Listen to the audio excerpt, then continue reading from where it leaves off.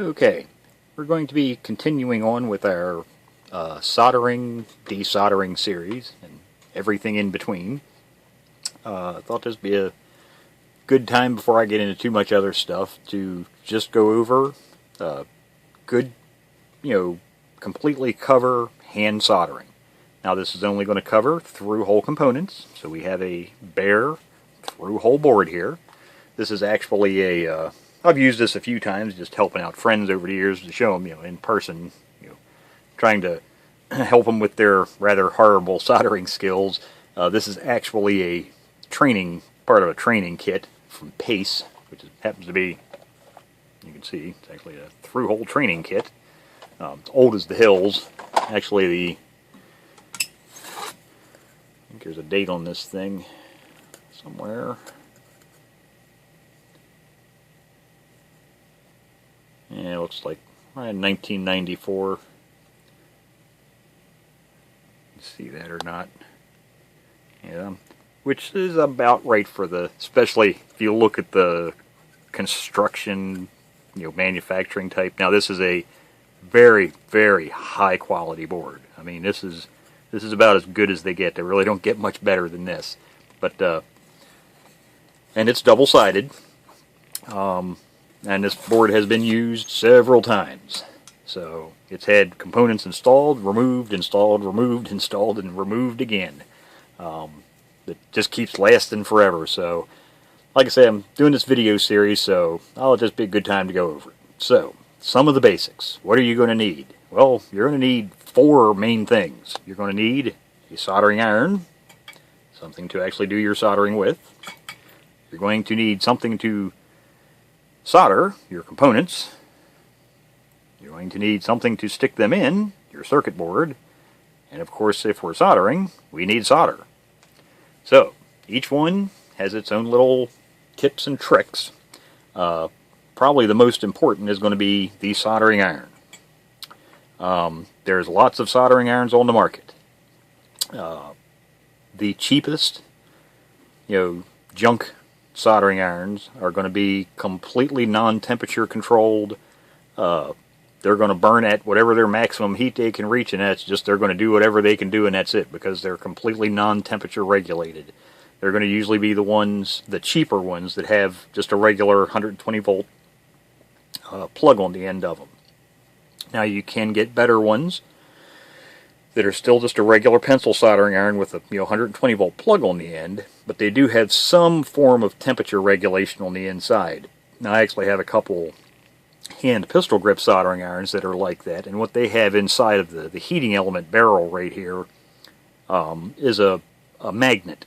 It's a magnetic switch, and once that magnet reaches a certain temperature, it starts to lose its magnetism, which basically opens the contacts because it can no longer hold. It cools down, goes back, but you can actually hear it, really faint click, click, click, click inside of the barrel of the soldering iron, and that's that magnet doing its thing. And they work, for the majority of, and most people, they work just fine.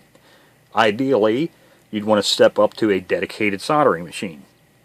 Now, me personally, I'm using a several $1,000 Pace machine, and I'll get into the high-end machines. I've got several of them. I'll go over some of the differences and why I like them and why they cost so much. So that's what this soldering iron is attached to. Now this soldering iron does not have a 120 volt plug on the end. Let me actually reach down and unplug it from the power module. It actually has a DIN plug on the end, like most of your better irons are going to that have a separate power supply.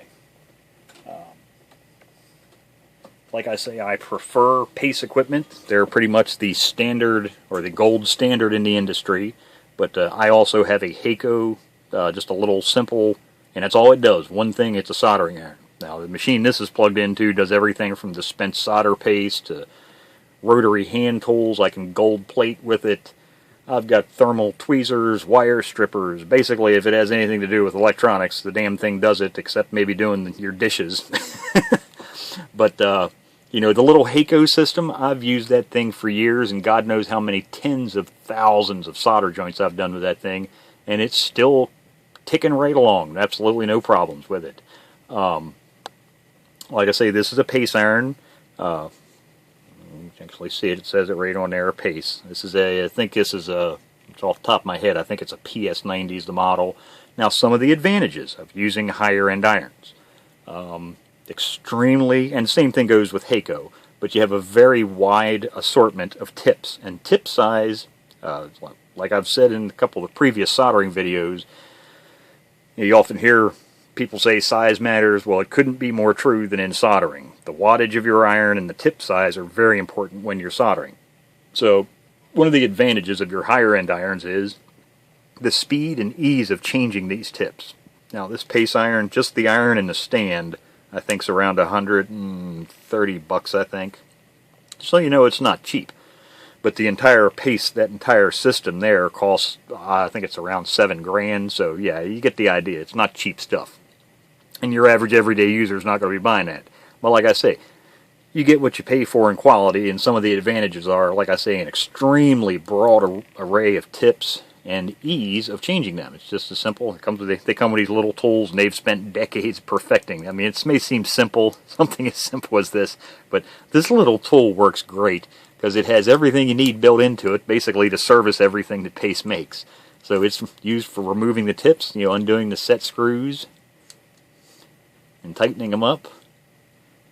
You know, it's a grabber, keeps you from burning your hands. But if, now, another advantage of these, if, you know, if you're a daily, you know, 7 days a week user of stuff like this, tilt my light up a little bit here.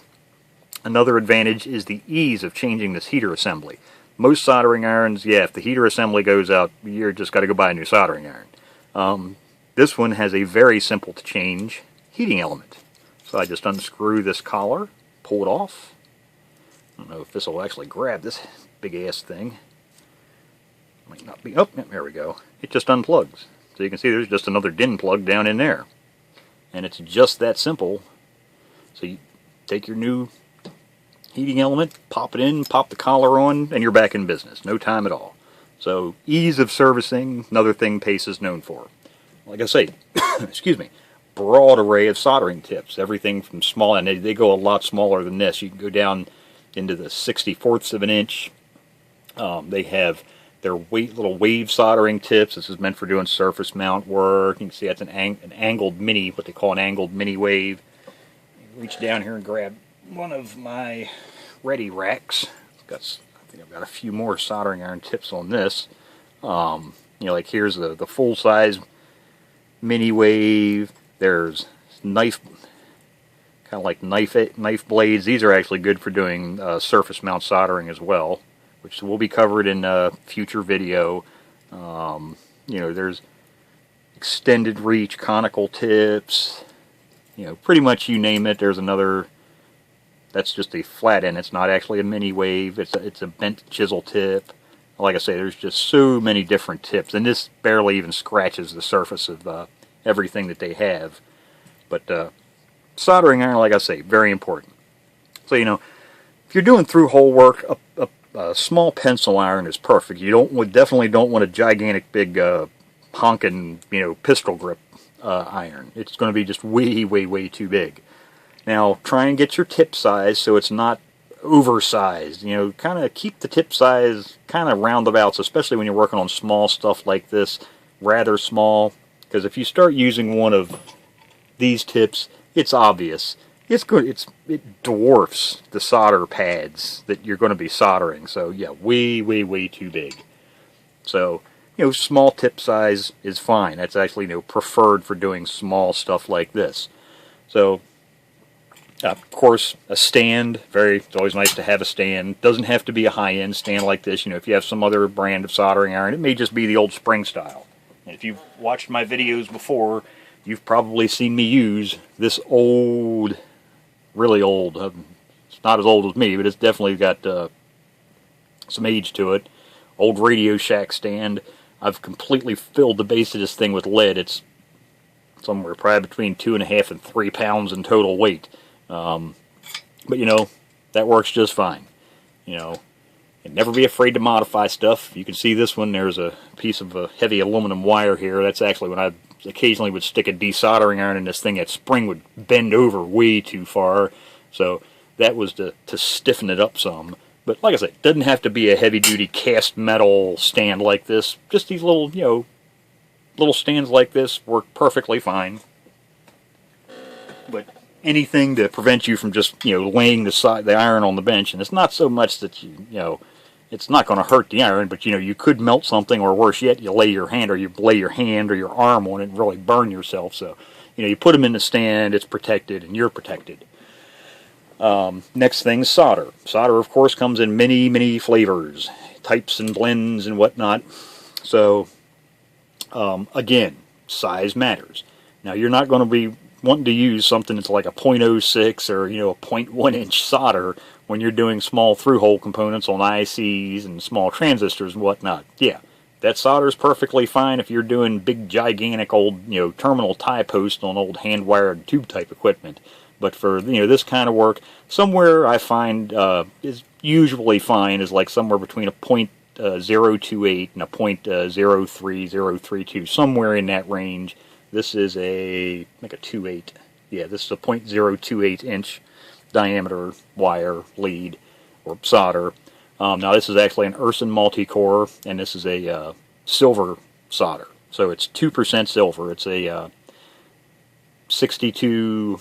The hell is it? So that'd be what, 6232, I guess.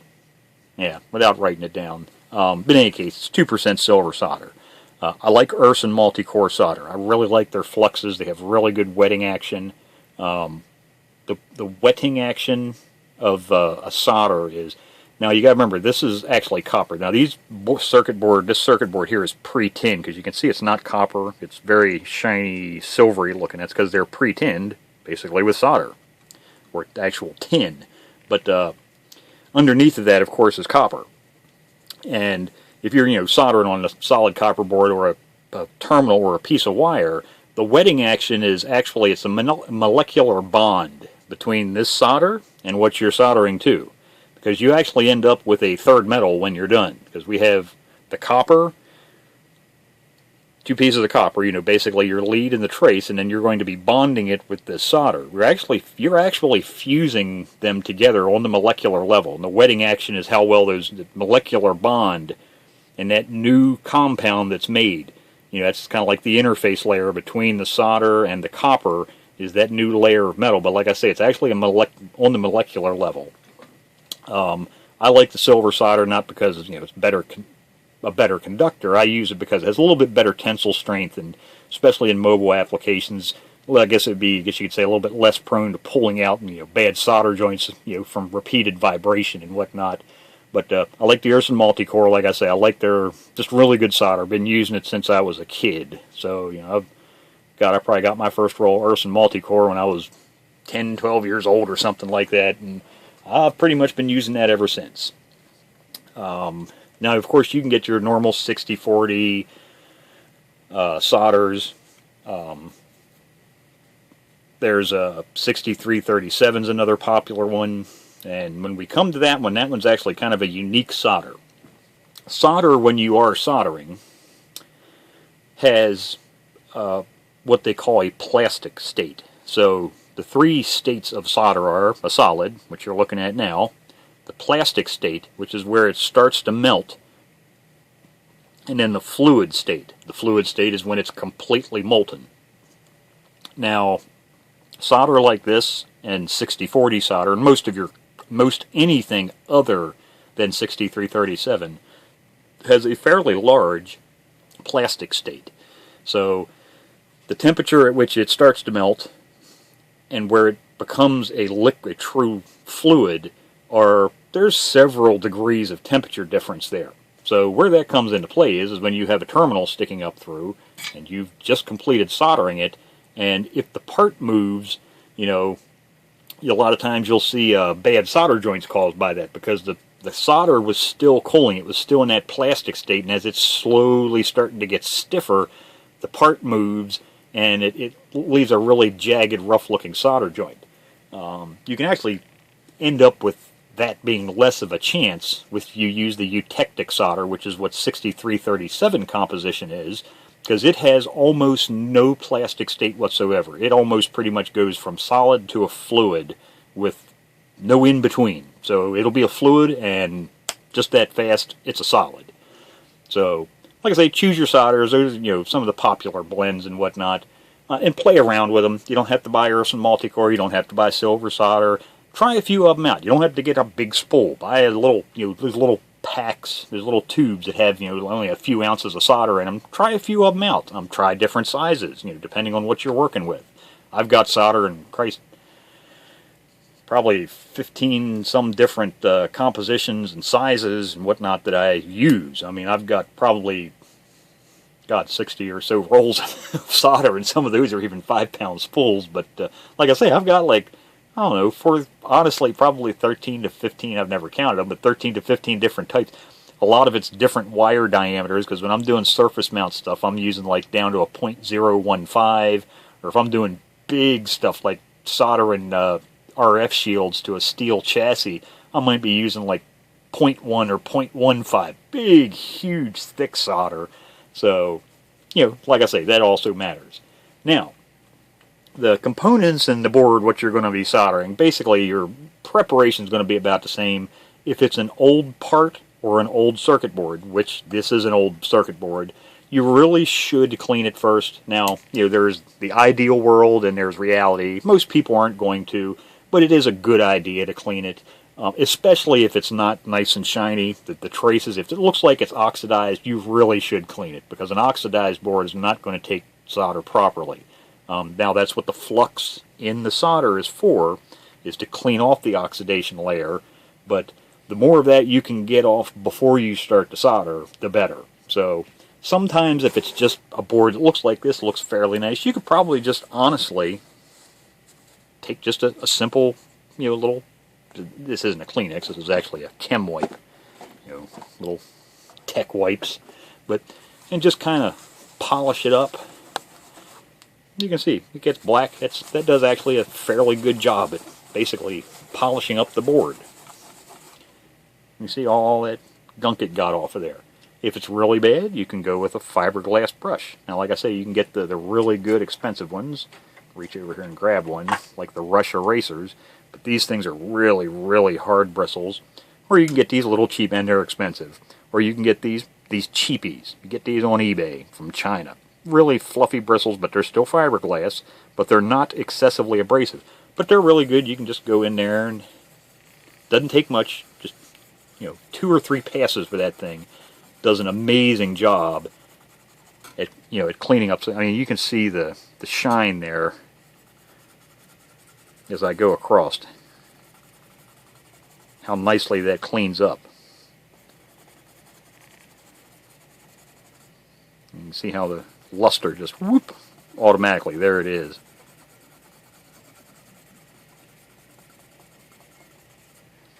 So it does a really good job. Now you should clean that off then even after you've done doing that, now, because there's still going to be residue there. So you take a cleaning wipe and pure isopropyl alcohol and then clean off your board. Now, like I say, a lot of people aren't going to do this. It's not going to kill you, but you see all that gunk I just got off, all that black stuff? Yeah, that would have still been in there trying to contaminate your solder joints. Now, alcohol. Here's another good topic to get to. I've got it in all types of dispensers, these little bottles, needle tip bottles. I've got little safety dispensers. I've got quart spray bottles of it. Honestly, you should avoid using the isopropyl alcohol you get at a drugstore. The strongest you can get that stuff's usually in the low 90%, but most of it is like in the 70-something percent. Well, the rest of what's in that bottle is water. You really don't want to be basically soaking your circuit board in water. What you want to get is 99.9 or just 99%, some of them, but I go the extra step, get the 99.9% isopropyl alcohol. Like I say, I buy it in gallon jugs and quart bottles, and then you can get the ones that all have spray top on them. If you can find them locally, that's great. I get most of mine right on eBay. eBay is a great place to get pretty much everything nowadays. And they're shipped right to your door. And as long as it's less than, I think, a gallon quantity, there's no hazmat charge. So shipping's very reasonable. But like I say, alcohol is very good for cleaning off your boards. And then after we get done soldering, cleaning off your flux. And you'll find if you use the 99.9% isopropyl alcohol, it removes flux residue one hell of a lot better than if you're using that drugstore isopropyl alcohol that's only 70 to 80%, isopropyl, and the rest of it's water. That stuff, it does okay, but it's not really that good at cleaning off solder flux. So, why are we here? We want to see some soldering. So let's get into the soldering. So, I've got a couple parts laid out over here. So, installing them may seem simple, may not need any explanation, you would think, but actually when it comes to installing ICs, something a lot of people seem to forget is most of your ICs, when these things are brand new out of the pack, the leads are slightly flared out. If you've ever tried to stick an IC into a circuit board, you're going to know that when you stick the leads in on one side, the leads on the other side will often be that far, away from the holes. That's because they're flared out. Well, that's where they come in with these nifty little installation tools. They come in all different sizes. Okay, and these are used for installing ICs. And what you do with these is basically stick your IC into it. Okay, push down in there and bottomed out. But what that does is, because it's now housed down in here, so instead of the leads being flared out, it holds them at a true 90 degrees and makes them a lot easier to install. Now you're probably wondering, what's that little piece of metal there? ICs, depending on what they are, some can be very static sensitive. This video is only on soldering, not on ESD safety procedures. So if you're worried about electrostatic discharge, this is not the video for you. I may cover that in a much later video, but for right now we're just going to assume that everything that I'm touching is not electrostatic sensitive. But that's what these little terminals for on these installation tools. That's for hooking a ground clip, so these things would be grounded. But in any case, so with these you just bring the IC up.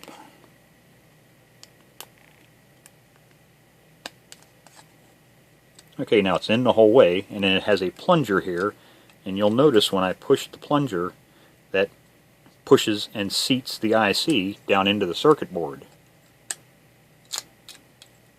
And there it is. Now, best practice, of course when you're soldering, you're going to be soldering on the opposite side of the board, so it's always a good idea to at least slightly bend over 2 leads, maybe 4, especially on a big IC like this. You don't have to clinch them over at a tight 90 degrees. If you want to, that's fine. I just usually do a little bit. The idea behind that is, if I need to come back at a later date, you can see, that was in focus there for a second, on the edge of that board. But the lead's only bent at about an angle. There you go. An angle about like that. You can just see it.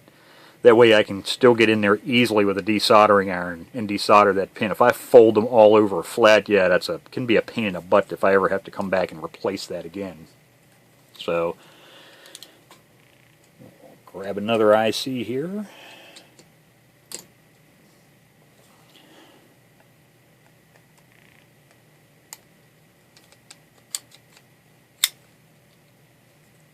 And let's do a little guy.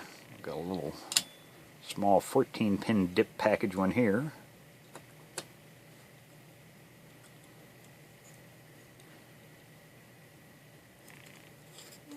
Let's see, I'll just stick him.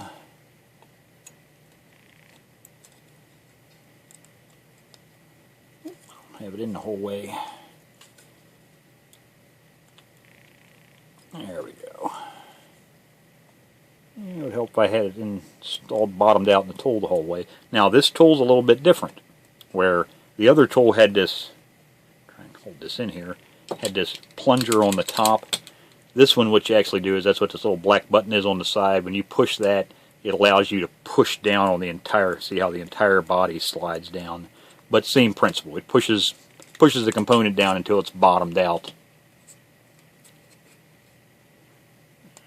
Slightly bend over 2 leads on this one.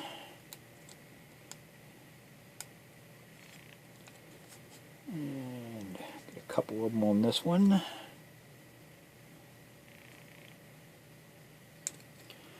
And we'll go ahead and do some regular components. You know, there's a transistor. We'll pop, since we got some holes for one of those, we'll stick one of them in.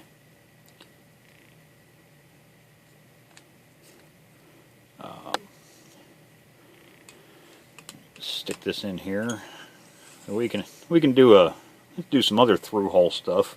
We can do, you know, some resistors.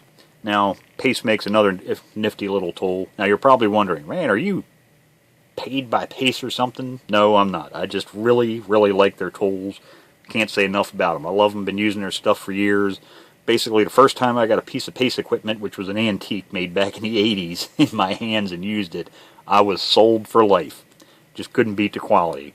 This is called their Conform, I think it is. Yeah, Conformit tool. This is actually a little lead bending tool. Really handy, nifty little guy. So, you know, you pick which holes, let's say you'd want to, this resistor would go between.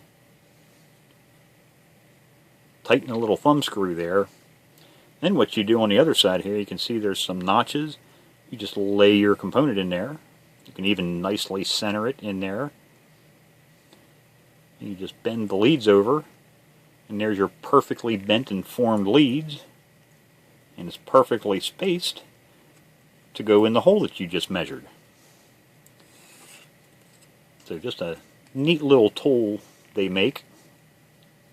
I find it really handy, especially when you're going for the neat look. So there's our board. So let's actually get to doing some soldering. Get this back in the clamp here. It's nice and tight now. Now I'm going to need to reposition this so the camera is not in the way of my face, actually. Otherwise, I won't be able to see what the hell I'm soldering. So I'm going to try and get this off to the side slightly. Yeah, that looks pretty good. Yeah, of course I'm right-handed, so that's actually going to be in the way partially. Hell, if I do it that way, that's where my head's going to be. Right there looks pretty good. Let me see about how getting in here. I need to swivel my vise a little bit. Like I say, try to do this with a camera and still leave room to come in with the soldering iron. Need enough room. I don't want to be bumping into the camera, which I can see I am going to do. Yeah, that should be fine. Okay, so, very important. You'll often see the iron disappear out of the picture. That's because I'm coming over to clean the tip. Clean, clean, clean, clean, clean. Always make sure your tip is clean. Another thing, pre-tin your tip. What you want to do is form a bridge between the lead and the track, or the trace down there, as you're applying solder. Well, the best way to form that bridge is with a little bit of solder already on the tip. And what we're going to do is we're going to apply the tip to the lead, drop it down to make sure it's touching the trace. So you're touching not only the component lead, but also the circuit trace. And then we're going to feed you, and you'll see I kind of touch the solder to the iron because I know the solder is already molten on the tip there. But I don't want to feed the solder onto the iron because most of the flux then will get drawn onto the iron tip. Well, I don't need the flux on the tip. There's already solder stuck to it. I need the flux to do its job, which is cleaning these circuit traces and leads. That's what flux does. It's a cleaning agent. So, clean my tip again here. Pre-tin. Touch the lead.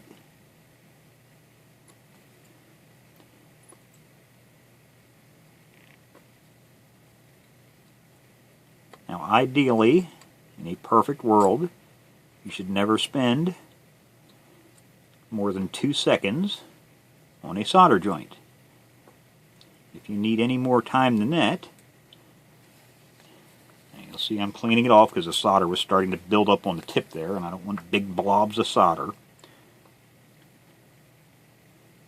But ideally, 2 seconds, if it takes longer than that to get a good solder joint, you probably either have your tip temperature set too low on your soldering iron, your tip is actually too small,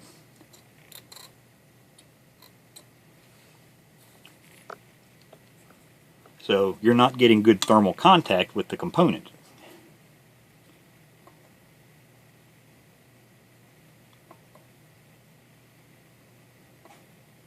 Now this is one of those things that's best to practice a little bit. Now this is a double-sided through hole plated board. So you'll see once I pull the soldering or the solder away from the tip, I let the iron on there for a second. And I do that because I want the solder to fully fill the funnel or the barrel, the through. So now I don't need solder running out the other side, but I do want it to at least fill that barrel. So I'll leave the tip on there to make sure I get good penetration down through that barrel with the solder. Now if this was a single-sided board, we wouldn't have to worry about that, because the only trace would be the one that you're looking at right here.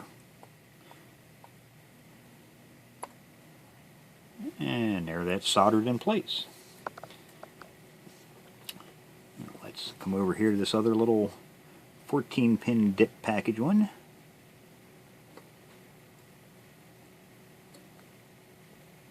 And we're going to do some solder joint inspection here in a minute after I get done soldering these.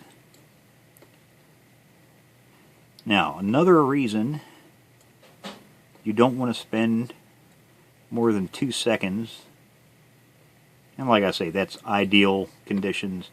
We all know reality often is different than an ideal world.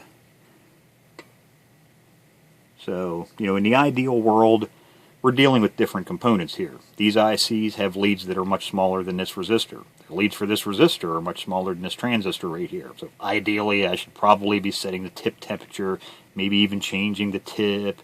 Also depends on the planes, you know, how much trace. So if there was a hole here, there's a lot more trace that's trying to wick the heat out of your soldering iron. That's where you might want a bigger tip. But you know, it's a compromise. So you know, if we were NASA, yeah, I'm sure NASA would probably have a specific tip temperature and tip size for doing this IC, and a different one for this resistor, and a different one for doing this transistor. But in reality, in the world we live in, we're not building space shuttles. We're not going to Mars. We're working on regular, everyday electronics.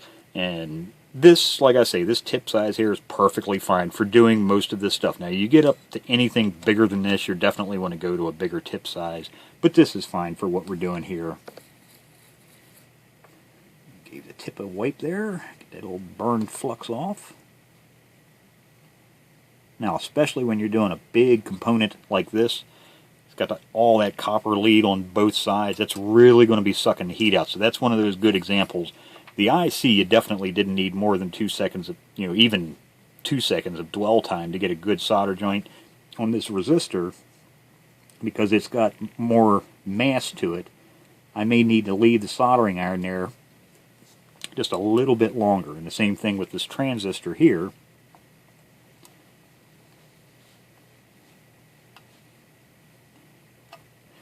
To get a good solder joint, I probably need to leave it on here.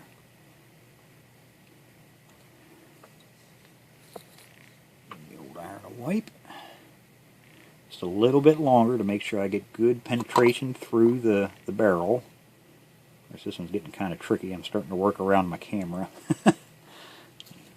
Push this back a little bit more. And then we have this last IC right here. Now, another reason you don't want to have excessive dwell time is damage. Well, what are we going to damage? We're going to damage possibly the component, because if you just put the soldering iron on here and leave it on here all day, you're going to cook the poor IC or transistor or diode or whatever component you might happen to have sticking out the other side there. You're going to cook the poor thing. And our job is not to cook electronic parts, it's to repair electronics. The other problem you can have is circuit trace damage. And that's actually more likely. And that's something I see, not on a daily basis, but quite frequently. I see people that are using soldering irons that the tips were obviously, the tip temperature was set way, way, way too high. And they actually damaged the circuit board. And what they're doing is, the problem is these circuit boards are epoxy. Okay? They're fiberglass epoxy. The epoxy's, basically, its breakdown point is basically the same as the solder. And that's another reason I like to use lead-based solders for hand soldering, especially. Your modern lead-free solders have a much higher melting point, making them even more difficult, especially if you're new at this. So the leaded solders are actually probably best for the, I guess you could say, newbie. Now, I'm not a newbie at this, and I still prefer leaded solder. I find it much easier to work with. Just be aware, when you're done, clean your hands. Never put your hands in your mouth. Don't be handling food. You know, common sense. It's lead. We all know it's hazardous. Just look at Flint, Michigan. Enough said. So, like I say, too much heat can delaminate, and that's what happens. As the epoxy starts to break down, these traces will become unbonded from the circuit board. Now, I know from this type of circuit board, actually, it would take a shitload of heat to get these traces to delaminate, but it's possible. And now I just have this tip set at their normal soldering temperature, but I'm just going to set it here on the board. Tilt it down. You can see that white spot that's starting to form there. And that's not that I'm putting any, excessive amount of pressure on there. That's actually the epoxy. And if I just slightly rub it back and forth, you can see it's coming off, and there's some of it sticking to the tip there. That's because the epoxy is actually breaking down. Well, that's exactly what happens if you leave your soldering iron tip on a trace too long. You'll do that, the epoxy gets damaged, the circuit trace comes unbonded from the circuit board, now you've got a loose trace, now you're doing repair work. So, minimum amount of time you need to get a good trace, and preferably no more. Now you want to inspect our solder joints. Now, most of your fluxes nowadays in these solders are going to be no clean fluxes. So the manufacturers tell you don't have to clean it off. It's not, once it's below soldering temperature, it's not going to be corrosive, it's not going to damage your boards, it's safe to leave on there basically indefinitely. The problem is not that it won't damage it. The problem is I can't see the work I just did. I need to clean all of that goop off of there so I can inspect my solder joints. Like I say, don't need any fancy chemicals. They make, Chemtron. I have some Chemtronics Flux Off. I use that on some of the old, really nasty fluxes, but pretty much anything that's halfway fresh, just 99% isopropyl alcohol does wonders. Just kind of tilt the board back just a hair. Put this here so I don't have alcohol running all over the place. Just a short trimmed flux brush is all this is. This is what a plumber would use. Yes, I know we're not plumbing, but it works just fine for what I'm doing here, cleaning up. And I'm just lightly scrubbing around everywhere I soldered.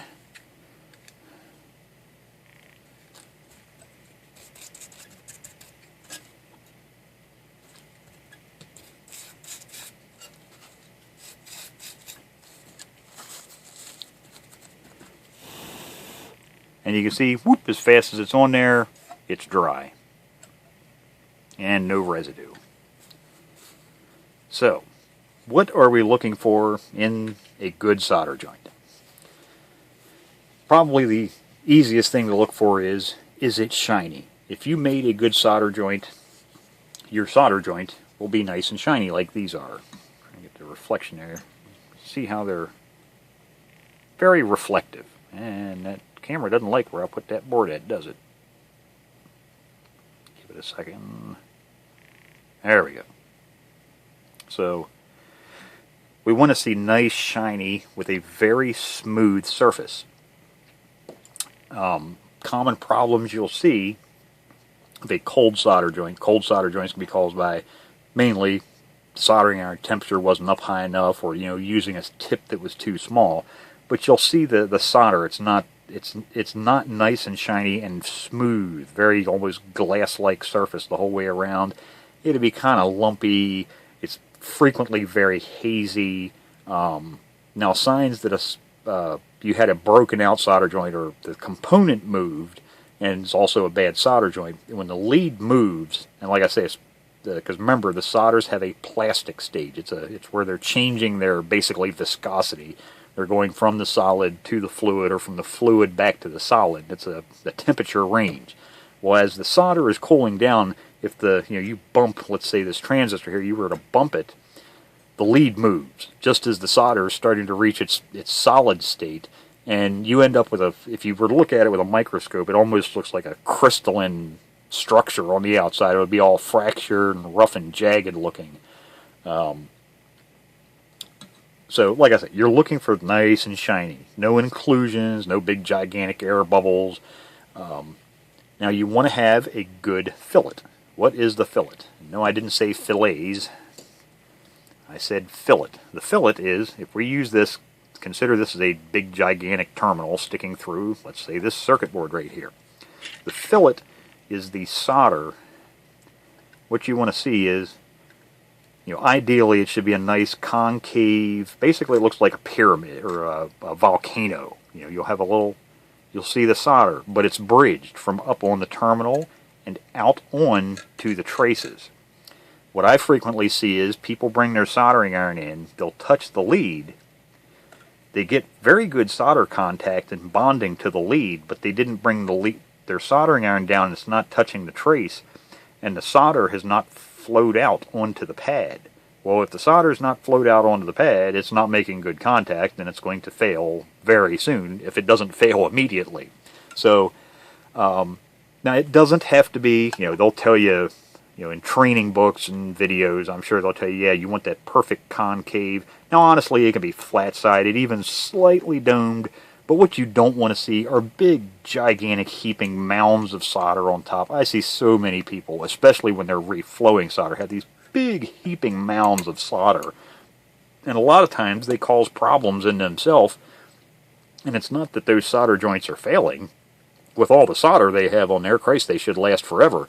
The problem is those big blobs of solder are so big, they end up bridging across adjacent, between adjacent pins. So just be aware of that. Try and keep your, solder quantity down. I'm not going to say a minimum, but you don't want to have, you should still see, just like in this, you can still see the leads sticking up through, and you can see there's that little, the fillet, and it's going out of focus. Doesn't like looking at a board edgewise. Yeah, it's having trouble with that.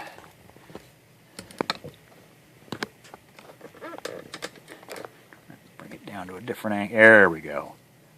So there you can see we've got, like I say, the solder flows out and down to the pads. That's what you're looking for. So, in any case, I hope some of these little tips and tricks and, kind of equipment you need. Like I say, you don't have to have these big expensive irons. Just a good little standard pencil iron works just fine. If you're going to be doing this as a serious hobby and using it a lot, I'd suggest getting maybe like a Heiko. That Heiko system that I use, like I say, I use it just about as much as I do this iron.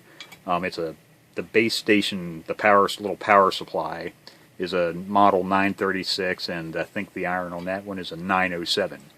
Now just be careful on those. If you buy one of those on eBay, if it's new and it's coming from China, it's probably counterfeit, and you'll notice it's really cheap.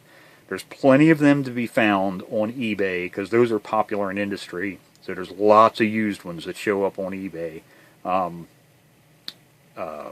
So, usually if you're buying one that looks like it's old and nasty looking, hey, you'd be surprised. Those old and nasty ones work just fine. Actually, there's a Heiko tip right there. Their tips are a little bit different. You got to pull the whole shield off of theirs, but they have another company with very good tip assortments. So, like I say, if you're going to do this with any frequency, get a halfway decent soldering iron. It's going to do nothing but help to improve your chances of making good solder joints. So if you have any questions, leave them down below. I'll try to answer them best I can.